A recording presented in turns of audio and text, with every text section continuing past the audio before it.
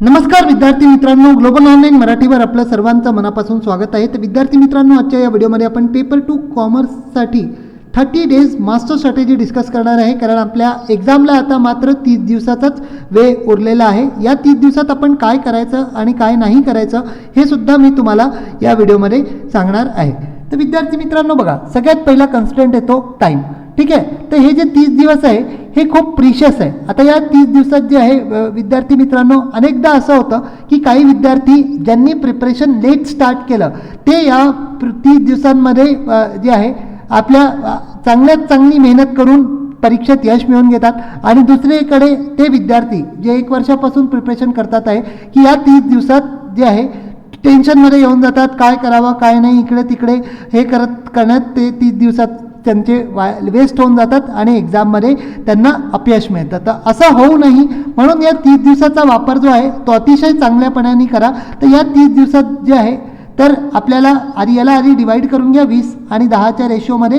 म्हणजे हे 20 दिवसात तुमचा प्रिपरेशन फेज राहील आणि इथे तुमचा रिव्हिजन आणि प्रॅक्टिसचा फेज राहील. ठीक आहे, आता विद्यार्थी मित्रांनो बघा, ज्या विद्यार्थ्यांनी जूनच्या स्टार्टिंगला किंवा जूनच्या मिडमध्ये फॉर्म भरला, जूनच्या स्टार्टिंगला फॉर्म भरला, तर त्यांनी काय केलं पाहिजे, त्यांनी सुद्धा या 20 आणि 10च्या रेशोला फॉलो करत पेपर 2मध्ये खास करून 5 ते 6 युनिट्स तयार करा. ठीक आहे, कोणत्याही युअर्स चॉईस. तर 5 ते 6 युनिट्स तयार करा आणि हे जे युनिट्स आहे यांचं प्रिपरेशन अगदी स्ट्रॉंग असलं पाहिजे.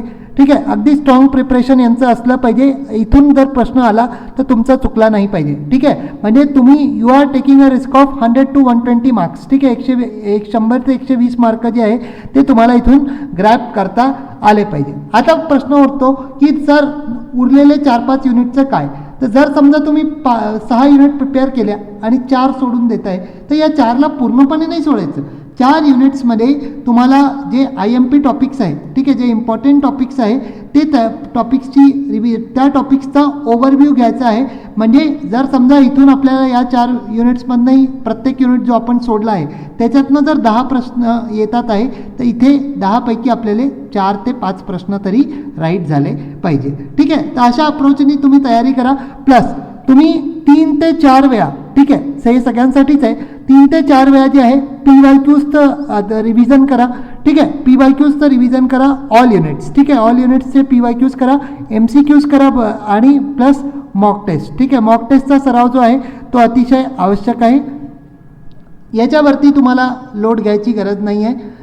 तर विद्यार्थी मित्रांनो, आपल्याला जर प्रिपरेशन कुठे खालच्या लेवलला असेल आणि आपल्याला त्याला अपवर्ड बेस न्यायचा आहे, 30 दिवसासाठी सेट क्रॅक होऊ शकते, तर आम्ही त्याच्यासाठी तुमच्यासाठी घेऊन आलेलो आहे 30 डेज क्रॅश कोर्स, ज्याच्यात आपल्याला मिळतील दररोज live lectures, recorded video lectures, संपूर्ण अभ्यासक्रमाचे नोट्स इंग्लिश आणि मराठीमध्ये, साप्ताहिक चाचण्या मिळतील, 40पेक्षा जास्त मॉक टेस्ट मिळतील. नंतर आपल्याला 2015 ते 25 पर्यंत सर्व PYQs मिळतील, 4000 प्लस MCQs मिळतील. आणि पेपर 2ला जर आपण घेतो तर तुम्हाला paper 1 completely free mail with all same facilities.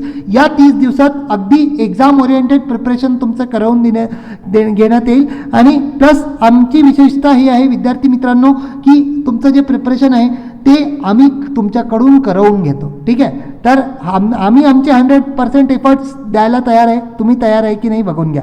तर इथे 26 जूनला आजपासूनच ही बॅच जॉईन होते आहे. त्याची फीस मात्र 4000 आहे, ज्याच्यात तुम्हाला दोन्ही पेपर मिळून जातील आफ्टर डिस्काउंट. ठीक आहे, तर जॉईन करण्यासाठी ग्लोबल ऑनलाईन ॲपला डाउनलोड करा आणि दिलेल्या नंबरवर संपर्क करून घ्या.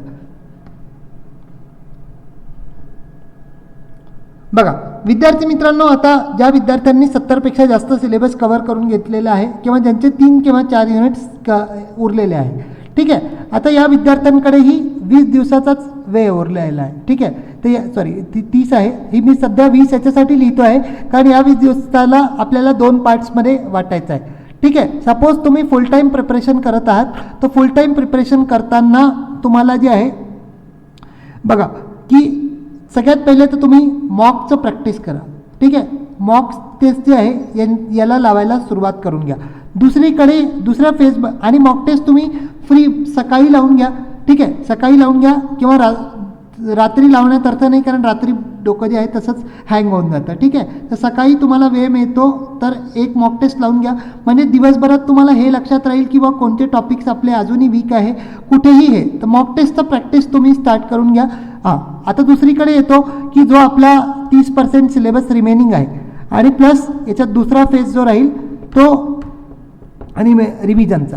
ठीक आहे, ज्या युनिट्स तुमच्या स्ट्रॉंग आहे त्याला रिव्हिजनला कमी वेळ द्या. म्हणजे तुमच्याकडे जे सपोज तुम्ही 4 आवर्स स्टडी करता, कॉमर्सची 4 आवर्स तुम्ही स्टडी करत आहे किंवा धरून चालू 5 आवर्स स्टडी करत आहे, तर इथे तुम्हाला जे 3 तास आहे, ठीक आहे, जे 3 तास आहे ते आधी इकडे डिवोट करायचे आहे तुमच्या सिलेबससाठी आणि जे 2 तास आहे ते तुम्हाला दररोज जे आहे रिव्हिजनसाठी डिवोट करायचे.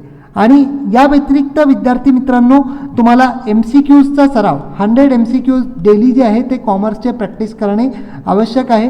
ठीक आहे, 100 MCQज जे आहे ते तुमच्या मॉकच्या माध्यमाने होतील आणि 100 MCQज जे आहे ते तुम्ही सहज प्रॅक्टिस करू शकता. म्हणजे व्हिडिओ बघून प्रॅक्टिस करा किंवा जे आहे व्यवस्थित तुम्ही ॲपवरूनही प्रॅक्टिस करू शकता, PDF मधून प्रॅक्टिस करा, पण करा. ठीक आहे, या व्यतिरिक्त विद्यार्थी मित्रांनो 2019 पासून 25 पर्यंत तुमच्याकडे जास्त वेळ आहे तर 15 ते 25 ही करू शकता, पण याचे PYQs कमीत कमी 4 वेळा तुम्हाला लावायचे आहे. ठीक आहे, 2 वेळा अगदी डिटेलमध्ये, ठीक आहे, 2 वेळा डिटेलमध्ये, एकदा रिव्हिजनसाठी आणि एकदा जे आहे आपल्याला लास्ट जे 10 डेज राहतील त्याच्यात लावायचे. ठीक आहे, तर हे PYQsचं आपल्याला व्यवस्थित समजलं असेल. आणि याच्या व्यतिरिक्त विद्यार्थी मित्रांनो जेव्हा आपल्या परीक्षेला 15 डेज राहतील, ठीक आहे, जेव्हा 10 डेज राहतील तर या 10 डेजमध्ये आपल्याला परत एकदा सर्व युनिट्सची रिव्हिजन करून घ्यायची आहे. ठीक आहे, रिव्हिजन जी आहे ती 10 युनिट्सची पूर्ण 10 दिवसात, म्हणजे पटापट जे तुम्ही नोट्स तयार केले असेल त्याच्यात आपल्याला रिव्हिजन करायची आहे. दुसरी गोष्ट PYQsची रिव्हिजन करायची आहे. प्लस जे काही आपल्या कॉमर्समध्ये स्टॅटिक पोर्शन येतो, ठीक आहे, स्टॅटिक पोर्शन म्हणजे जो काही फॅक्च्युअल पॉईंट्स आहे ते तुम्हाला रिवाईज करून घ्यायचे. ठीक आहे, जितके पण फॅक्ट्स आहे, फॉर्म्युला आहे, ठीक आहे, सेक्शन्स आहे, हे सगळ्या गोष्टी तुम्हाला व्यवस्थित रिवाईज करायचं आहे. यांनी तुमचं प्रिपरेशन जे आहे ते चांगलं होऊन जाईल. ज्या गोष्टी तुम्ही विसरता आहे त्या तुम्ही विसरणार नाही आणि एक्झाममधून जर तिथून प्रश्न आला तर आपल्याला व्यवस्थित तिथून मार्क जे आहे ते घेता येतील. तर ही गोष्ट लक्षात घ्या. आणि प्लस कुठल्याही युनिटवर जी युनिटचा जो टॉपिक तुम्हाला जमत नसेल तर त्याला सोडून द्या, जास्त वेळ देण्याची गरज नाही आहे. ठीक आहे, आता विद्यार्थी मित्रांनो बघा की काय करावे आणि काय टाळावे हे सगळ्यात महत्त्वाचं आहे. की सगळ्यात पहिला मी तुम्हाला सांगितलं की 5 वर्षाचे PYQsचं विश्लेषण करा आणि याची प्रॅक्टिस करा. नंतर जे काही फॅक्ट्स आणि फॉर्म्युले येतात फक्त तेच करा आणि मल्टिपल टाइम्स जे आहे तुमचं प्रिपरेशन झाल्यावर मल्टिपल टाइम्स रिव्हिजन करा. ठीक आहे, आणि प्लस मॉक टेस्टचं तर मी तुम्हाला सांगितलं इथे डूजमध्ये मॉक टेस्ट प्रॅक्टिस जे आहे हे सुद्धा येऊन जाईल. आता येतं अवॉइडमध्ये की काही विद्यार्थी काय करतात की पेपर 1ला चांगला करून घेतात आणि पेपर 2 म्हणतात की बा आम्ही फक्त PYQs करून घेऊ, याच्या भरोश्यावर चालला जाऊ. तर ही चूक मुळीच करायची नाही. या चुकीने तुमचं खूप मोठं नुकसान होऊ शकतं. तर याला जे आहे असं करायचं नाही. दुसरी गोष्ट deep study on tough topics, म्हणजे मी जसं की फॉर एक्झाम्पल तुम्हाला प्रोबॅबिलिटी डिस्ट्रीब्युशन येत नाही, ठीक आहे, तात्पुरतं सांगत आहे, किंवा तुम्हाला टेक्स्टमध्ये एखादा टॉपिक येत नाही, त्या टॉपिकला सोडून द्या, त्याला वेळ नका देऊ. ठीक आहे, कारण की त्याच्यातनं प्रश्न येईल की नाही याची गॅरंटी नाही. समजा प्रोबॅबिलिटीचा येतो, किती येतील? 2 क्वेश्चन येतील. 2 क्वेश्चन येतील म्हणजे 4 मार्क. पण तुम्हाला जर ते समजतच नाही आहे तर त्याच्यावर 5-6 तास घालवण्यापेक्षा तुम्ही तेवढ्या वेळात अजून तुमचं रिवाईज करू शकता. दुसरं काही जे तुम्ही कव्हर नाही केलेलं आहे ते करू शकता, काही रिव्हिजन करू शकता ज्याची तुम्हाला आवश्यकता आहे. ठीक आहे, तर असं करा. नंतर एक्सेसिव्ह कंटेंट कलेक्शन, शेवटपर्यंत विद्यार्थी असं बघतात की बा हे PDF कुठून मिळेल, हे टॉपिक कुठून मिळेल, हे टॉपिक कुठे मिळेल, कारण आजकाल जे आहे खूप मोठं हे आलं आहे. नंतर नोट्स मेकिंग इन डेप्थ. ठीक आहे, तर इन डेप्थ नोट कोणी हे नका करू, फक्त तुम्ही हे जे फॅक्ट्स फॉर्म्युलेवाले जे आहे हे करा. नोट्स जर तुम्हाला वाटतं तर तुम्ही आपल्या बुक्समध्ये जे किंवा जे प्रिंटेड नोट्स असेल, जर तुम्ही ग्लोबल ऑनलाईनचे नोट्स प्रिंट काढलेले आहे तर त्याच्यात तुम्ही अंडरलाईन वगैरे करू शकता, पण नोट डाऊनच्या भांगडीत सध्या पडू नका. नंतर मल्टिपल रिसोर्स युजेज. ठीक आहे, हाही एक आजचं हे आहे. तर विद्यार्थी मित्रांनो, जर तुम्ही एका पर्टिक्युलर स्रोतवर विश्वास करता तर त्या स्रोतवर पूर्णपणे विश्वास ठेवून आपली प्रिपरेशन करा. खूप जास्त इकडे तिकडे जाण्यात अर्थ मुळीच नाही. ठीक आहे. आता विद्यार्थी मित्रांनो येतो रिव्हिजन हा अतिशय बोरिंग काम आहे. ठीक आहे. विद्यार्थ्यांना रिव्हिजन जे आहे ते जीवावर येतं, पण याच्याशिवाय काही पर्याय नाही आहे. ठीक आहे. No other alternative, revision is must. तर रिव्हिजन करताना तुम्ही काय करायचं की आपल्या युनिट्स जे आहे, आपल्या ज्या कोणत्या युनिट्स तुम्हाला रिवाईज करायचे आहे त्याआधी PDF रिवाईज करून घ्या. ठीक आहे. रिव्हिजन PDF वाचा पर्टिक्युलर युनिटचं. जर तुम्ही बुक वाचत आहे तर बुक वाचा. आणि जेव्हा तुम्हाला रिव्हिजन करावंसं नाही वाटणार, कारण रिव्हिजन करता करता कधी कधी आपल्याला झोपही येते, तर जेव्हा झोप येईल तेव्हा तुम्ही काय करायचं, PYQs लावायला सुरुवात करायची.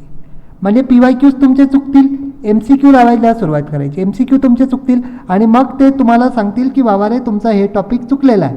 किंवा दुसरी गोष्ट तुम्ही असंही करू शकता की सपोज तुमचं सिलेबस पूर्ण झालेला आहे, तुम्ही इकॉनॉमिक्स तुम्हाला येतं, तर इकॉनॉमिक्सचं प्रिपरेशन रिव्हिजन तुमची 2-3 तासात होऊन जाईल. पण अकाउंट्स तुम्ही घेतलं आहे तर एक थ्योरी आणि एक प्रॅक्टिकल घेतं, तर अकाउंट्सची रिव्हिजन तुम्हाला झोपू नाही देणार की बा मला हे कन्सेप्ट अजून करायचं आहे, मला मार्जिनल कॉस्टिंग करायचं आहे, स्टँडर्ड कॉस्टिंग करायचं आहे.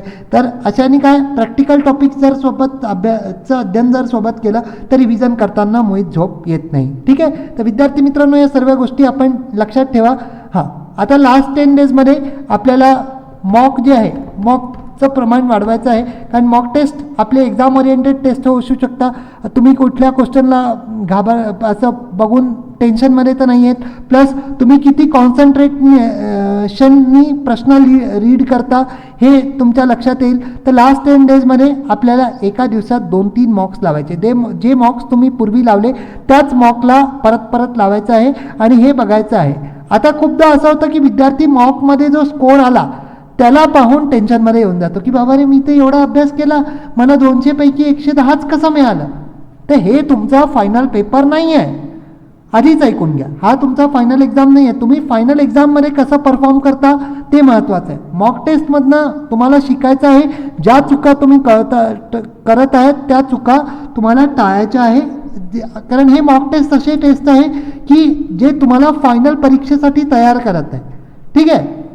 This is not the final game. तर हे लक्षात ठेवा. 2-3 मॉक टेस्ट रोज लावत जा. आणि जे मॉक टेस्ट जर समजा तुमच्याकडे वेळ कमी आहे तर जे मॉक टेस्ट तुम्ही पूर्वी लावून घेतलेले आहे त्या सर्व मॉक टेस्टची एक पुनरावृत्ती जी आहे ती करून घ्या. ओके. तर फटाफट तुम्हाला माहिती आहे कोणते क्वेश्चन्सचं एक्सप्लेनेशन वगैरे वाचून घ्याल जर वेळ असेल तर. अशा पद्धतीने तुम्ही चांगलं प्रिपरेशन करू शकता आणि येणाऱ्या एक्झाममध्ये यशही मिळवू शकतात. तर विद्यार्थी मित्रांनो, global online is with you. तर तुम्ही ॲप डाउनलोड नसेल केलं तर डाउनलोड करून घ्या. स्टोअर सेक्शनमध्ये जा, आपल्या पेपर टू कॉमर्स सर्च करा, इथे फीस पे करा मात्र 4000 आणि याच्यात पेपर 1 पेपर 2चं सर्व कंटेंट आपल्याला मिळून जाईल आणि आपलं प्रिपरेशन नेक्स्ट लेवलवर जाऊन आपल्याला या एक्झाममध्ये निश्चितपणे सक्सेसही मिळून जाईल. तर चला विद्यार्थी मित्रांनो भेटू. व्हिडिओ आवडला तर व्हिडिओला लाईक जरूर करा. पुन्हा भेटू आपण नेक्स्ट व्हिडिओमध्ये. तोपर्यंत बाय. आम्ही आमच्याकडून तयार आहे, तुम्ही तुमच्याकडून तयार आहे की नाही हे बघून घ्या. कारण आमचे 100% आणि तुमचे 100% जेव्हा मॅच करतील तेव्हाच तुमचं यश मिळेल.